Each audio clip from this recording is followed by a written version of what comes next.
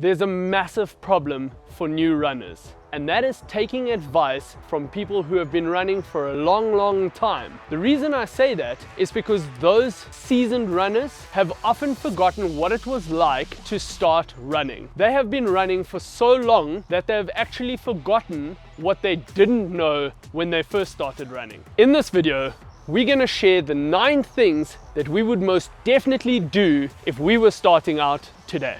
We'll also share the one thing that you have to do to tie this all together. So if I had to start running again, one thing that I would definitely do and make sure I did very well was select my equipment properly. Your running shoes are probably the most important piece of equipment that you're going to need. Running in the incorrect pair of shoes increases your risk of injury.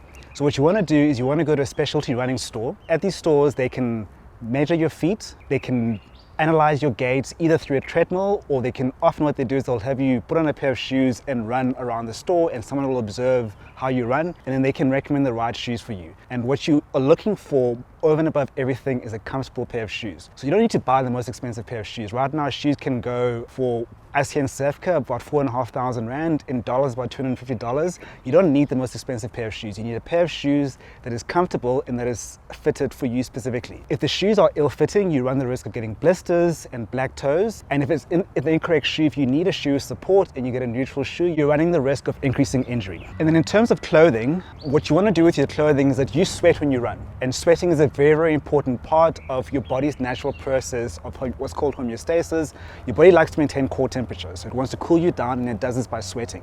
So you want to avoid materials that hold liquid in. So cotton t-shirts are a no-no. It's a thing that you often see people do when they start running. You just pick out the first shirt you find in your wardrobe and you go running. If you wear a cotton shirt, that's going to hold a lot of liquid in and it's going to impede the sweating process. And the same applies to shorts and socks. Your feet are going to swell when you run and you're going to sweat into them, and they're going to get soggy and heavy, and it's going to be very uncomfortable.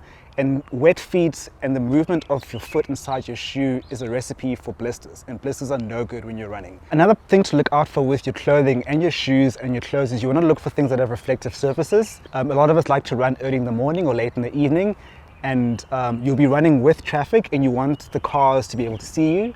So you want to buy clothes that have reflective tags and shoes that have some kind of reflective tags on them. And even if you have accessories like running belts and that sort of thing, look for things that have reflective panels on them to allow you to be visible to oncoming traffic. So for extreme conditions, particularly the cold, your natural instinct is to pad up. You're going to go out and you're going to put on some heavy clothing, thicker socks, but do try and avoid this. Even in the cold weather, you're going to warm up and you're going to sweat. So you want to get a light windbreaker. There are thermal long sleeve tops that are designed specifically for running. So again, avoid getting heavy natural materials like cotton. Don't wear thick socks. Again, your feet will swell. So if you wear thick socks, you're going to have your toes bashing against the end of your shoes. And then for rain, you want to get a nice light waterproof rain jacket, and they do make these specifically for running purposes, and these are light enough that you can take them off when it dries out, and you can tie them around your waist. And a consideration for women is of course to get a good supportive sports bra. One of the things I would do if I was starting from scratch is I would walk before I run. I did this when I started running. I literally just started running and I was exhausted and I hated every second of it. If I redid this and I got to do it all over again, I would start with walking and only walking for extended periods of time. And then from there, you slowly start introducing running. So that may be 4 minutes of walking, 1 minute of running, and then slowly increasing that to 3 minutes of walking, 2 minutes of running, to eventually where you are then running for 10 minutes and incorporating some walk breaks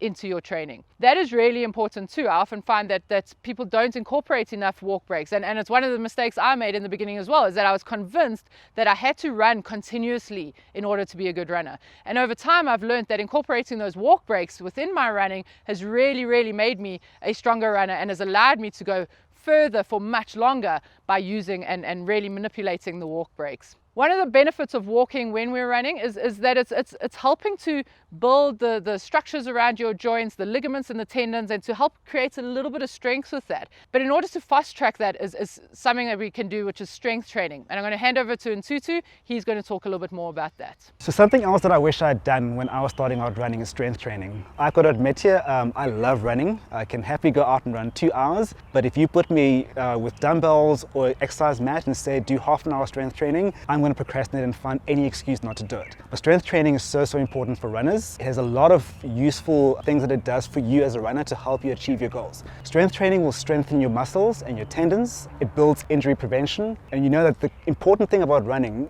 is that you have to be able to adhere to a program and run consistently.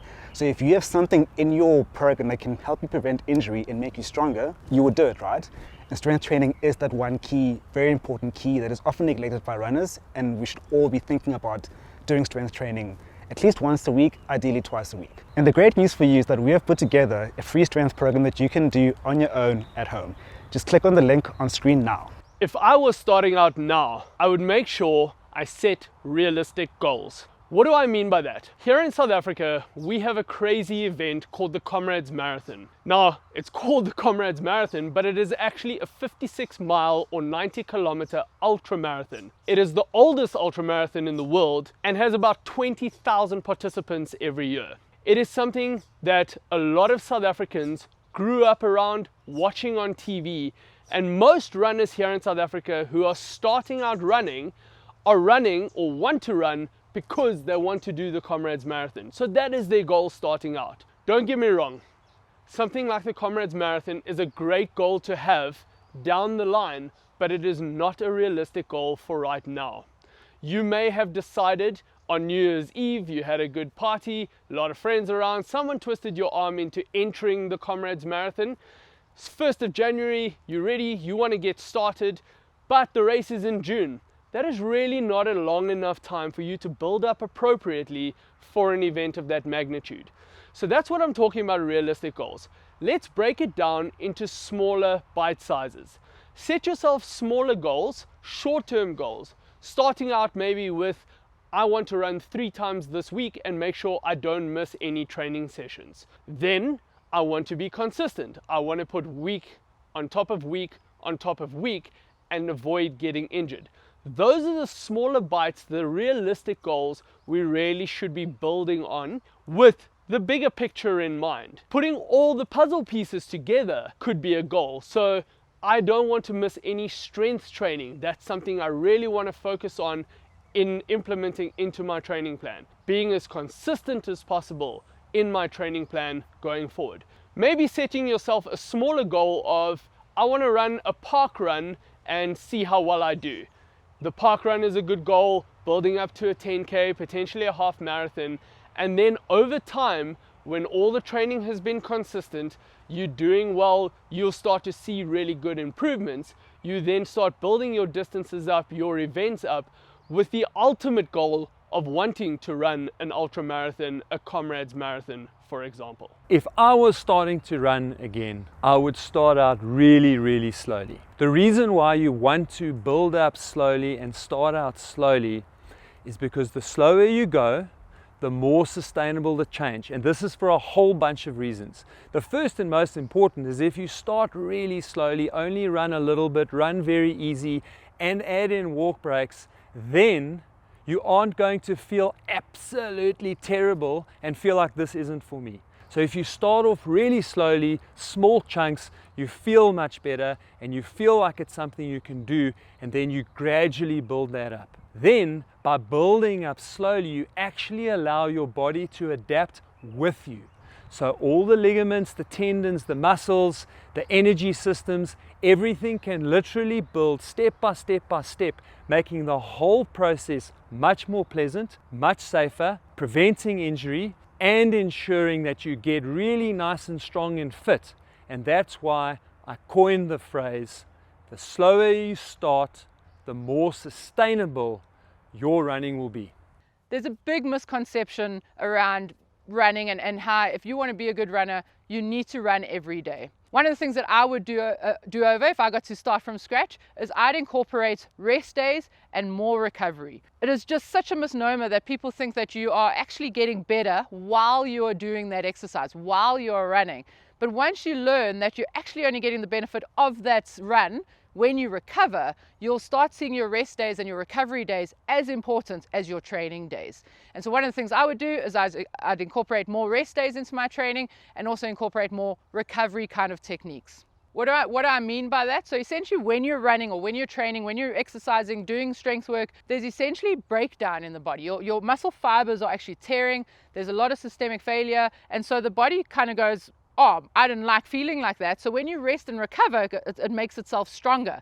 It goes, I don't want to feel like that again. And so it makes itself stronger. There's another run, another gym session or strength session. And so there's breakdown in the body again. Body goes, I don't want to feel like that, and it makes itself stronger. And that's how we get fitter, faster, stronger. And that is why those recovery days are absolutely vital. What does that mean in practical terms? How many recovery days, Shona? What are you talking about here? For the most part, most recreational runners, I don't think need to be running more than 4 times a week. And you can incorporate other things in that. Obviously, strength training is really important. We'll touch on some cross training in a little bit as well. But definitely you want to have at least 1 full day a week of rest. For most recreational runners, that is absolutely important. You also want to be incorporating some recovery strategies into your week. So things, as I mentioned, like cross training, some mobility work, and just using other techniques like maybe massage or foam rolling, whatever works for you. But the most important of those is sleep and nutrition. If you're getting those basics right, everything else is just a nice to have. Consistency is a very big word in the running fraternity. I did mention it a little bit earlier when we were talking about setting realistic goals, but just to dig into that consistency a little bit more important. Consistency is actually more important than running volume. What do I mean by that? A lot of people think, I don't have enough time in the week, but I've got a big race that I'm training for or something that I'm working towards. I need to be doing long runs. So they don't do any training in the week. On the weekend, they'll try and attempt a 2-hour run. The problem with that is you're at a much higher risk of getting injured, and you'd be better off by breaking that down and doing 3 runs a week of 30 minutes, 35, 40-minute runs. So smaller goals or smaller volumes, being more consistent throughout the week and building that volume more cumulatively over the week rather than skipping a week and trying to just do a long run on the weekend or back-to-back runs on the weekend. So don't think running volume, think about consistency.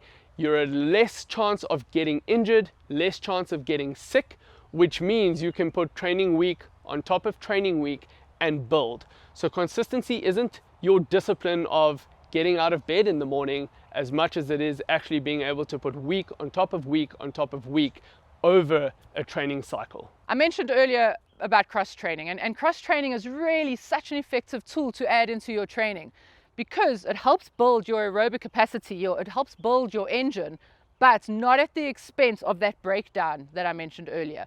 Because it's not like running and doesn't have that compounding kind of eccentric effect, it really, really helps build your capacity without the breakdown. It also helps as active recovery. So in times where you don't just want to take a day off, this is a great tool to use to help you recover well, but not at the expense of not doing anything active. What are the forms of cross training? We're looking at anything that is non-weight bearing. So something like cycling, swimming, jumping onto the rowing ergo, something like that you're still building or using your aerobic capacity, but not having that compounding effect on your legs. Really often people start running to lose weight. And I think very important to acknowledge right now is that you cannot outrun a bad diet. So if you're starting running to lose weight, you have to make sure that you look at what you are putting in, because what goes in is really important to the end result. The other thing to be aware of is that as you run and increase your running, your appetite will increase. And therefore it's important to be meticulous about what you're eating, because if you eat foods that provide satiety, that will prevent you from getting hungry and snacking on the things you shouldn't snack on. As Devlin said at the start of this video, there's one thing you can do to tie all of these 9 things together, and this video will show you exactly how to do that.